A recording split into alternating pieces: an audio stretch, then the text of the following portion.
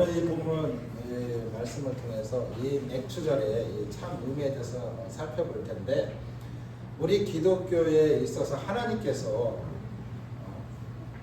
우리들에게 명령하신 절기가 있어요. 꼭 지키라는 절기가 있어요. 그 절기 중에 하나가 바로 이 맥추절입니다. 그래서 오늘은 이 맥추절이 담고 있는 그 의미에 대해서 함께 살펴보기를 원합니다.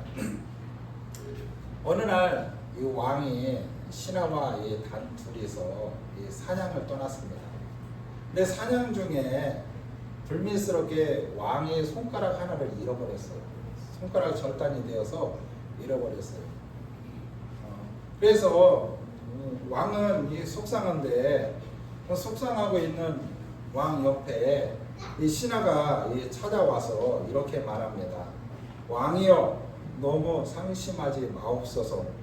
이 일이 왕에게 오히려 유익이 될지 모릅니다. 라고 이렇게 말했답니다. 그러자 이 말에 왕이 너무도 화가 난 거예요. 뭔 유익이 되느냐. 그래서 그 주변에 보니까 깊은 우물이 있는데 그 우물에 물이 없어요. 물이 없는 그 우물에 화가 난 왕은 그 신하를 그 우물에다 던져버렸습니다. 던져버리고 얼마 이렇게 지난 시간대에 홀로 있는데, 그때 이 산적들이 나타나는 거예요. 산적들이 나타나서 그 왕을 잡아가는 거예요. 왕을 잡아가서 이 산적들이 자기들이 섬기는 그 수신에게 이 왕을 제물로 바치려고 하는 거예요. 그래서 이 왕을 제물로 바치려고 머리에서 발끝까지 이게 온전한가, 신체가 온전한가 다 이렇게 검사를 하는데, 뭐가 문제예요? 손가락이 하나가 없어서 부정한 제물이 된 거예요. 부정한 제물이. 그래서 이 부정한 제물을 수신 안에 드릴 수 없다. 그래서 풀어준 거예요. 풀어줘가지고 이 왕이 깨달은 거예요. 너무도 감사해서 그 자기의 이 손가락이 끊어진 것에 유익이라고 그 왕을 위로했던 그 신하, 그 우물에 달려가서 그 신하를 구해줬다고 합니다. 그러자 그 신하가 왕에게 이렇게 대답합니다. 왕께서 저를 우물에 던지신 것이 제게는 유익한 일이 됐습니다. 그렇게 하지 않으셨다면 저는 산적들에게 붙잡혀서 제물이 되었을 것입니다. 이 두 사람은 서로 감사했다고 말합니다.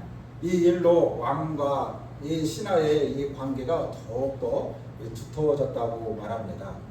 그렇습니다. 우리는 이 땅에 사람과 사람 속에 이 관계를 맺으면서 살아가는데, 사람과의 이 관계가 중요할까요? 안 중요해요? 너무도 중요합니다. 사람과의 이 관계도 중요한데, 우리 믿는 자들은 하나님과의 이 관계가 더더욱 중요합니다. 할렐루야.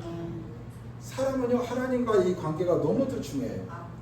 하나님은 그러게 이스라엘 백성들에게 하나님께서 이 지켜야 할 이 3대 이 절기를 허락해 주셨습니다. 하나님과 이 바른 관계는 바로 이 바른 예배로부터 시작되기 때문에 그렇다는 거예요. 여러분, 우리 기독교에는 여러 이 절기가 있는데, 우리가 잘 아는 것처럼 우리가 부활절도 있고 맥추절도 있고, 또 이제 지나면 이제 추수감사절도 있고, 그렇죠? 이 성탄절도 있어요. 우리 기독교에 행하는 모든 절기에 공통점이 있어요. 공통점이 뭘까요? 감사예요. 감사. 공통점은 감사예요. 그럼 부활절 왜 감사해요? 죽은 자들 가운데 다시 살아나셔서 우리의 소망이 되기 때문에 감사한 거예요. 감사.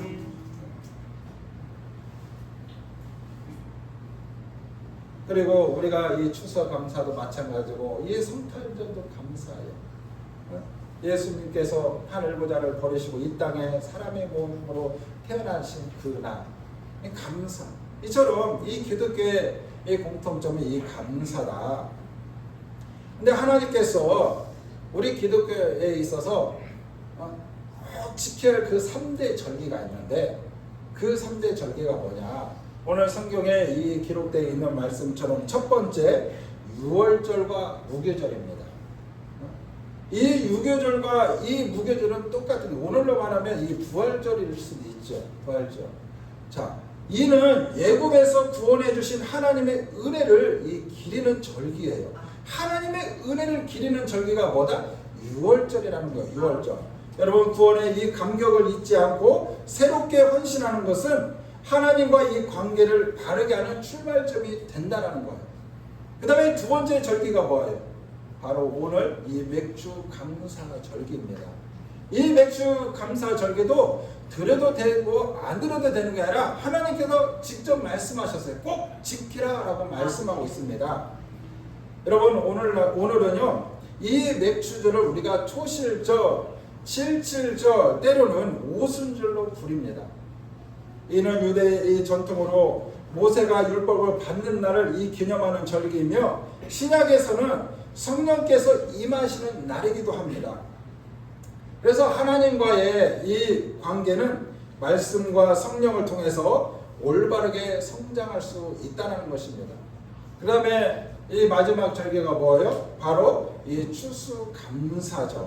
한 해의 농사를 마치고 이 곡물을 저장함으로 감사하는 절기. 바로 우리가 수장절, 우리는 또 추수감사절이라고 말합니다. 여러분, 초막절로 이 불리는 이 절기, 우리가 이 추수감사절을 수장절, 때로는 초막절, 때로는 이 추수감사절, 내나 똑같은 말이에요. 근데 우리가 이 초막절로 이 지키는데, 이 절기는 광야 이 40년 동안 그 광야에서 이 초막을 짓고 살면서 하나님의 보호와 인도하심 가운데 살았음을 감사하는 절기예요. 우리가 비록 광야와 같은 인생길을 걷고 있지만 그 가운데서도 보호와 인도를 경험한다면 하나님의 이 관계는 풍성한 그런 사랑으로 결실을 맺게 될 줄 믿습니다. 할렐루야. 오늘은 이 맥주 감사 주일입니다. 인간의 이 짧은 이 생각으로 우리는 이 시대에 뒤떨어진 낡은 절기라고 생각할 수 있어요. 여러분, 우리도 한때는 이 보릿고개가 있었어요. 보릿고개. 빨리 이 보리를 수확해서 허기진 이 배를 채워야 할 그런 절기가 있었다라는 거. 이 맥주절은 바로 밀이나 이 보리를 첫 수확한 것, 첫 수확한 것을 하나님 앞에 드리는 거예요. 근데 이 보리가 수확되기 전에는 얼마나 여러분 이 굶주림의 이 시간을 보냅니까? 먹을 것이 없을 때는. 근데 요즘은 뭐 사시사철 계절에 상관없이 먹을 것이 차고 넘치잖아요. 어떤 면에서 보면 현대인들에게 있어서 이 맥주절이 낡은 절기로 생각할 수 있습니다. 그러나 하나님과 우리의 이 관점에서 봤을 때는 너무도 중요한 절기예요. 그렇기 때문에 하나님께서 이 맥주절을 꼭 지키라라고 말씀하고 있는 것입니다. 이 맥주절은 우리가 반드시 지켜야 할 절기이며 영적인 깊은 의미가 담겨 있다는 거예요. 영적인 깊은 의미가 담겨 있어요. 우리가 뭐 현상적으로 먹는 거에 어떤 우리의 배고픔이나 허기짐을 달래는 절기가 아니라는 거예요. 하나님과 우리 사이에 깊은 영적 그런 의미가 담겨 있다.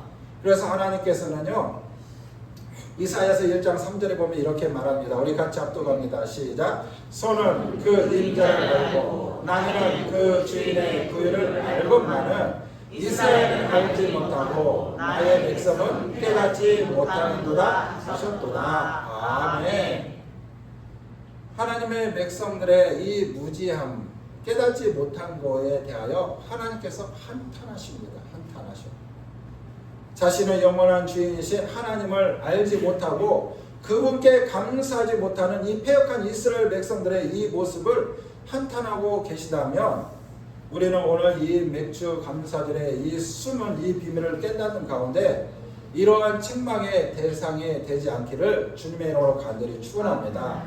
이 첫 번째, 이 맥주 이 감사절의 이 명칭과 의미에 대해서 함께 살펴보기를 원합니다. 여러분, 이 맥주절은요, 맥주의 초실절 또는 칠칠절이라고 불립니다. 이는 보리의 이 추수가 6월절로부터 49일이 지난 50일째 이루어지기 때문에 그렇다는 거예요. 그래서 이 맥주절에 이 담긴 9가지 의미를 한번 간략하게 살펴본 텐데, 역사적으로 보면 이 맥주절의 의미가 이 큼을 우리는 알 수 있습니다. 자, 첫 번째, 오늘이 뭔 날이냐? 이 모세가 이 시내산에서 하나님으로부터 십계명을 받는 날이에요. 하나님의 백성들에게 하나님께서 뭘 주신 날이요? 십계명과 율법을 주신 날이 됩니다. 여러분, 6월절로부터 이스라엘의 이 출애굽에서 430년 이 종살이를 마치고 어린 양을 잡아 그 피, 집, 문, 좌움, 문설주의 안방에 발라 출애굽을 시작합니다. 모세가 이 시내산에서 하나님 앞에 이 십계명과 율법을 받는 날이 바로 오늘 50일째 되는 날이라는 거죠. 50일째 되는 날. 마치 6월절과 무교절을 지나 50일째 되는 오순절과 같은 날이라는 거예요. 그래서 오늘 이 날이 중요하다.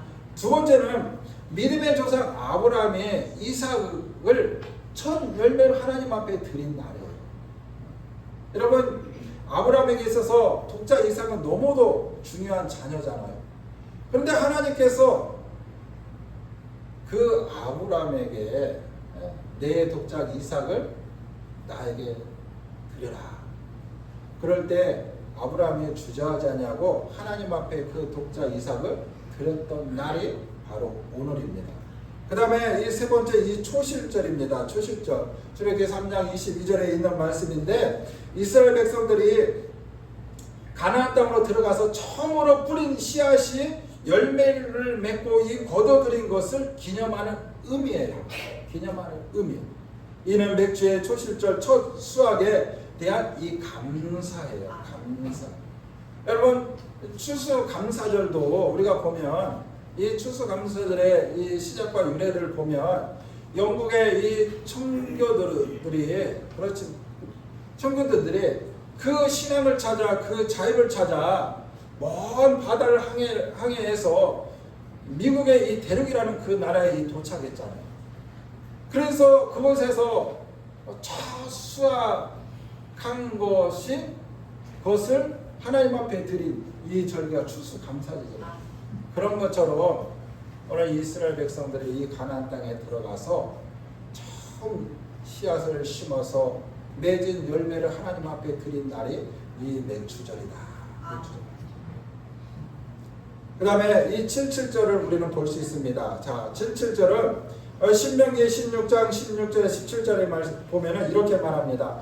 너희 가운데 모든 남자는 1년에 3번 곧 무교절과 칠칠절과 초막절 내 하나님 여호와께서 택하신 곳에서 여호와를 배웁되 빈손으로 여호와를 배웁지 말고 각 사람이 내 하나님 여호와께서 주신 복을 따라 내 힘대로 드릴지니라. 이스라엘 백성들이 6월절을 지킨 후 첫 안식일로부터 7주일이 지난 후 첫날이므로 칠칠절이었더라 라고 말씀하고 있습니다. 자, 다시 말하면 여러분, 우리가 부활절 드렸잖아요.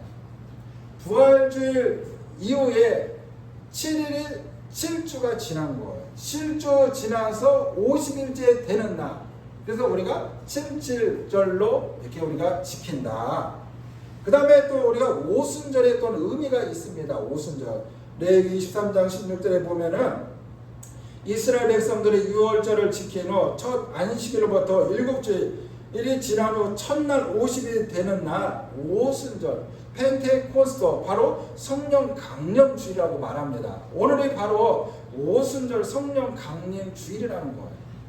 그래서 우리 장로교회에서는 크게 중요시 여기지 않지만 이 순복음 교단들 오순절을 대단히 중요한 가장 큰 절기로 지키고 있습니다. 성령 강림 주일. 그 다음에 오늘은 이 맥주절입니다. 맥주절 지키라는 말씀대로 이스라엘 백성들이 가나안 땅에 들어가서 첫 수확을 얻은 때 밀과 보리를 거두는 시기였기에 밀 추수의 이 잔치일이라고 부릅니다. 가장 처음 추수한 밀, 이 보리 이삭을 하나님께 드리는 날이다. 그 다음에 일곱 번째는 예수님의 부활을 기념하는 날입니다. 여러분 사도행전 2장 이하에 보면은 예수님께서 이 부활하신 날을 기념하는 날이에요. 여러분 앞뒤가 맞지 않잖아요? 왜 오늘 예수님의 부활의 이 기념일의 날이냐? 예수님이 부활하신 날로부터 50일째 성령이 강림하셨고 부활을 기념하는 날이라는 거예요. 그래서 사도 바울은 예수님께서 유월절 어린 양을 왔다가 말하고 있어요. 예수님은 유월절 어린 양으로 십자가에 못 박히셨습니다. 그 피로 우리의 모든 죄를 사하여 주셨습니다. 그런데 예수님이 십자가에 못 박히신 날이 바로 유월절입니다. 유월절. 그리고 주님이 부활하신 후 40일 동안에 11번에 걸쳐서 이 제자들에게 그 부활의 주님을 보이셨어요.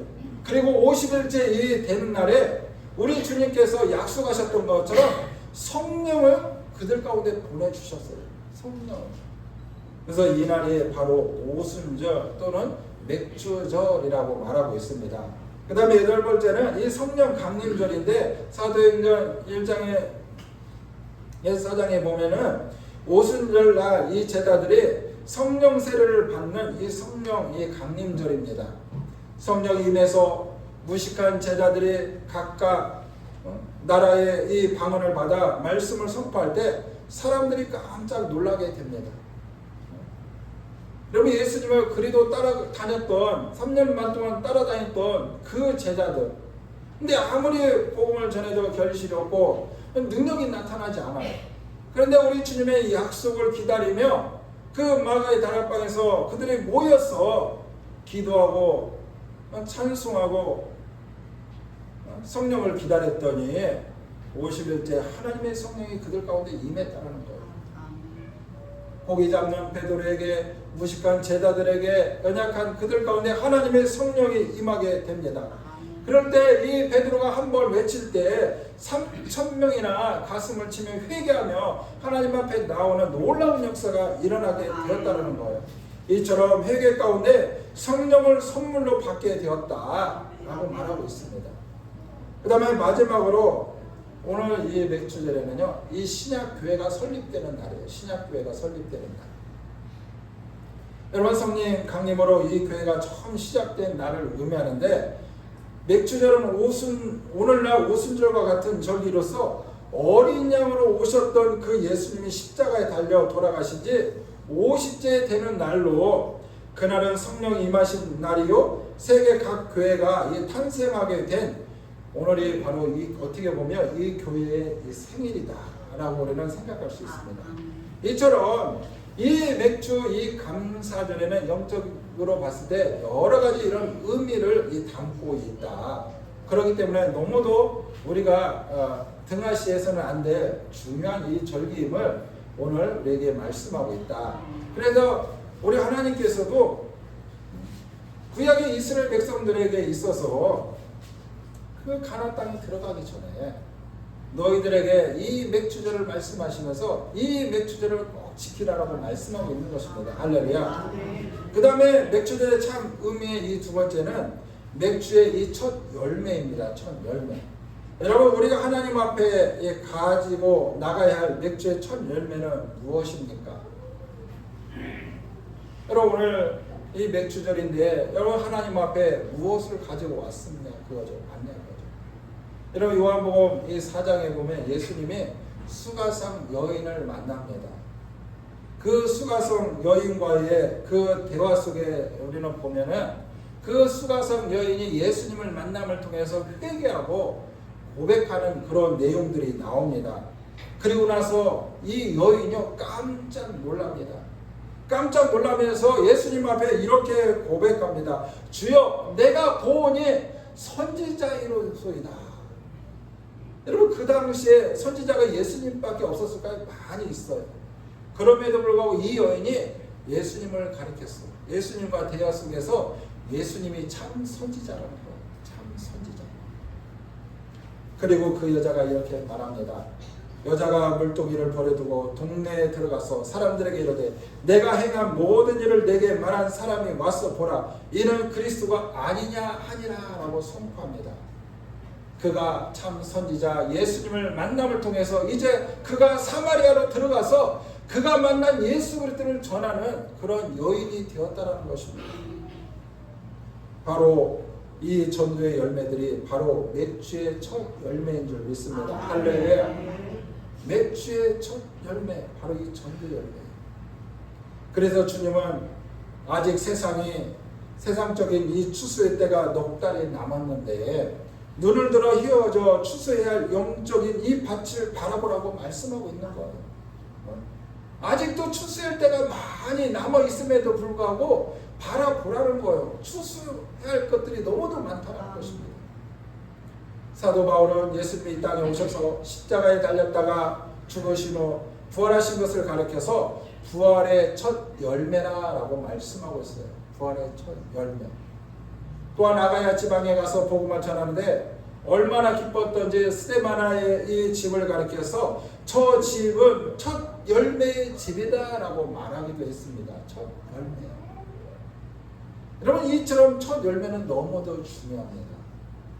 하나님은 우리를 통해서 이 전도의 첫 열매, 영혼의 이 첫 열매를 원하시는 하나님이신 줄 믿습니다. 그렇다면 우리들의 첫 열매는 어디 있느냐 그거죠. 저와 여러분들의 첫 열매는 어디에 있느냐. 그것은 맥주 감사절을 통해서 하나님께 감사하고 영광 돌리며 회개하는 가운데 다시 마음의 이 다짐과 이 결심을 하면 결실한 전도의 열매가 바로 첫 열매인 줄 믿습니다. 할렐루야. 그래서 우리는 이 맥주절에 우리는 다시 한번 우리는 결단하고 다짐을 해야 돼요. 나도 하나님 앞에 첫 열매를 드려야겠다. 나도 하나님 앞에 영혼의 첫 열매를 드려야겠다는 그런 마음과 다짐이 있어야 돼요. 할렐루야. 여러분, 하나님은 그것을 가장 기뻐하셔요. 영혼의 첫 열매를. 누가복음 15장 7절에 보니까 내가 너에게 이르노니 이와 같이 죄인 한 사람이 회개하면 하늘에서 회개할 것 없는 의인 99으로 말미암아 기뻐하는 것보다 더 하니라. 할렐루야. 하나님은 잃어버린 영혼이 하나님 앞에 돌아오는 것이 하늘의 의인 9보다 더 기쁘다는 거예요. 이 말의 즉 이 맥주절에 우리는 영혼의 잃어버린 첫 영혼을 하나님 앞에 열매로 드려야 되는 줄 믿습니다. 할렐루야. 이것이 하나님이 가장 기뻐하시는 거예요. 하나님이 가장 기뻐하는 거예요. 그래서 우리도 이제는 준비해서 이제 추수감사절에 우리도 준비해서 하나님 앞에 영혼의 열매를 하나님 앞에 드리는 은혜가 있기를 원합니다. 아멘. 오늘 올해는 맥주절 이렇게 보내지만 내년 맥주절에는 우리도 영혼의 첫 열매를 하나님 앞에 드리는 그런 은혜가 저와 여러분들 가운데 있기를 주님의 이름으로 간절히 축원합니다. 그 다음에 이 마지막으로 이 맥주절의 참 의미는 바른 예물을 드려야 됩니다. 바른 예물을 드려야 돼요. 이 맥주절은 이스라엘 3대 절기 중 하나로 하나님은 20세 이상 된 모든 남자들에게 매년 이 세 절기에 반드시 지정된 예배의 이 장소 예루살렘에 올라와서 이 절기를 지키라고 말씀하고 있습니다. 그런데 이 성전에 올라올 때 빈손으로 가지 말고 맥주의 첫 열매로 가지고 와서 드리라고 하나님께서 분명하게 말씀하고 있어요. 그러면 맥주절의 숨은 비밀은 무엇입니까? 여러분, 사람은요 이 본능적으로요 몸이 가고 물질이 이 가는 곳에 뭐가 갈까요? 마음이 갑니다. 마음이 가요. 몸이 가고 물질이 가는 곳에 마음이 간다는 거예요. 마음이 가요. 그러므로 맥주절에 하나님 앞에 빈손으로 가서 안 된다라고 가르치고 있는 것입니다. 하나님과의 관계는 참된 헌신을 통해서 우리의 신앙과 믿음이 성장되는 것입니다. 할렐루야. 그리고 하나님 앞에 예물을 드림에 있어서 주의할 몇 가지 이 내용들을 오늘 성경이 이 말씀하고 있어요. 이날의 초점은 모든 노동을 멈추고 어떻게 합니까? 이스라엘 모든 민족이 하나님 앞에 감사와 헌신으로 이 지키는 날이라고 말씀하고 있는 것입니다. 오늘 성경에도 이 기록하고 있잖아요. 우리가 이 맥주절에 예물을 드리는데 주의할 대목들이 있어요. 그 대목이 뭐냐? 이 세 가지로 말하면 첫 번째, 피는 누룩과 함께 들여서는 안 된다는 거. 피는 누룩과 함께 들여서는 안 된다. 여러분, 피는 예수님의 대속의 이 공로를 말하고 누룩은 이 거짓을 상징합니다. 이것은 예수님의 피 공로를 의지하면서 거짓을 자행해서 안 된다라고 경고하는 해석이다라고 우리는 생각할 수 있습니다. 그 다음에 두 번째는 희생의 제물을 바칠 때 흘러나오는 기름을 아침까지 남겨두지 말지니라 라고 말씀하고 있습니다. 이것은 유월절의 식사를 아침까지 남겨두지 말고 소각하라는 명령과 마찬가지로 의미로 그리스도의 은혜를 값싼 것으로 여기지 말라라는 거예요. 우리는 예수를 믿음으로 인해서 구원을 받았어요. 근데 이 구원은 하나님의 선물인데 이 하나님의 선물, 이 구원을 값싼 것을 여기지 말라라는 거예요. 근데 우리는 너무도 쉽게 여기고 너무도 값싸게 여겨요. 하나님은 우리에게 이 구원의 이 선물을 주시기까지 하나님은 당신의 아들 독생자 예수 그리스도를 아끼지 않냐고 보내주셨어요. 하나님의 크고 놀라우신 그 사랑이 담겨 있다는 거죠. 그렇기 때문에 우리는 이 은혜를 값싸게 여기지 말라 말씀합니다. 그 다음에 세 번째는 가장 좋은 것을 드리되 출애굽기 23장 오늘 19절에 보니까 너는 염소 새끼를 그 어미의 젖으로 삼지 말지니라 라고 말씀하고 있습니다. 이 말은 뭐예요? 하나님 앞에 이 제물을 드리는데 염소도 양도 새끼를 치는 양이 있어요. 젖을 먹이는 양들이 있다는 거죠. 그것을 잡아 드리라, 드리지 말라는 거예요. 여러분, 이 속에는요 그 하나님의 이 사랑과 긍휼이 담겨 있어요. 잔혹하게 하나님 앞에 이 제물을 드리는데 이 젖먹이는 이 새끼를 놓고 그 어미를 잡아서 드리지 말라는, 잔혹하게 하지 말라는 거. 그 안에는 이처럼 말할 수 없는 하나님의 그 사랑과 긍휼이 있음을 우리는 알 수 있습니다. 여러분, 하나님께서 참으로 원하시는 제사는요 바로 긍휼입니다. 결론을 하겠습니다. 성경은 누구든지 생명책에 기록되지 못한 자는 유황불에 던져진다라고 말씀하고 있어요. 여러분, 우리는 신앙생활하면서 우리 주님께서도 마태복음에 기록되어 있는 것처럼 주여 주여 하는 자들만 다 구원받을 게 아니라는 거예요. 마지막 때 우리의 이름이 생명책에 기록되지 못하면, 생명책에 기록되지 못하면 유황불에 던져지게 된다는 거예요. 생명책에 기록된 자만이 하나님의 나라 영원한 천국에 들어갈 수 있다는 것입니다. 그러므로 우리는 여러분 어떻습니까?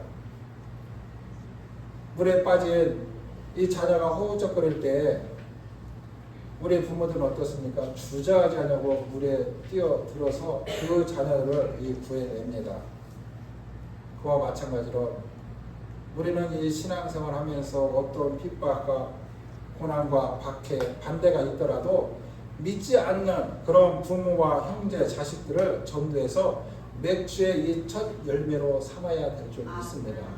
내 사랑하는 이 부모가, 내 사랑하는 이 가족들이, 내 사랑하는 형제, 자매들이 나만 생명책에 이름이 기록되어 있고 그들은 생명책에 기록되어 있지 않아서 그들이 여러분 유황불에 던져진다고 생각해 보세요. 여러분 한번 생각해 보세요. 여러분 자녀들이 물에 지금 빠져서 허우적허우적 되면 그 부모들은 여러분 어떻습니까? 주저하지 않고 뛰어듭니다. 자기가 수영도 못하는데도 뛰어들어요. 어떻게 하면 살릴까 하고. 그런 심정과 그 마음을 가지고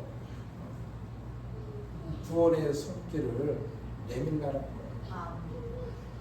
지금 우리나라는요 이 경제적 어려움과 위기로 집집마다 또한 만나는 이 사람마다 생활과 삶의 어려움을 호소하고 있습니다.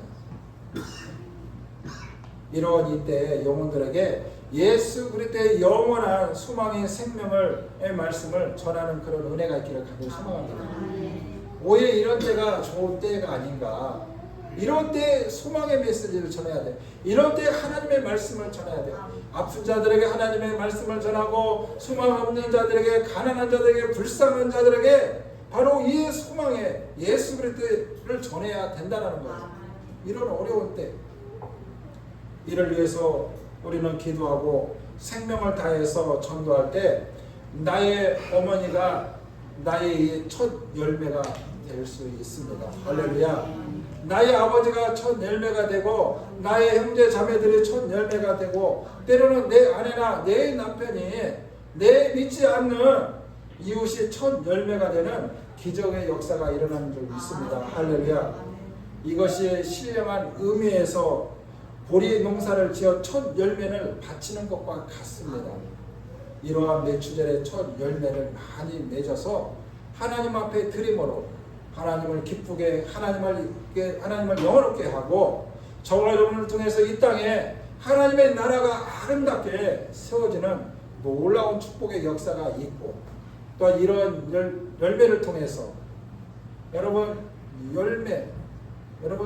하나님 앞에 서면요 여러분들의 열매에 따라 다 상급은 다 달라요. 할렐루야. 여러분들에게 주어진 영광의 멸류관은 다 다르다는 거예요. 그래서 우리도 이 하나님 앞에 영혼권의 이 열매를 하나님 앞에 드려 하나님을 기쁘시게 할 뿐만 아니라 우리도 하나님 앞에 섰을 때 하나님께서 우리 가운데 예비하신 놀라운 그런 상급과 그 멸류관을 다 받아들이는 그런 은혜가 저와 여러분들 가운데 있기를 주님의 이름으로 간절히 축원합니다. 기도합니다. 하나님 감사합니다. 오늘 하나님께서 맥주절을 꼭 지키라고 말씀하셨던 것처럼 그 하나님의 명령을 쫓아 오늘 맥주절 감사로 하나님 앞에 드리게 하신 하나님 감사합니다.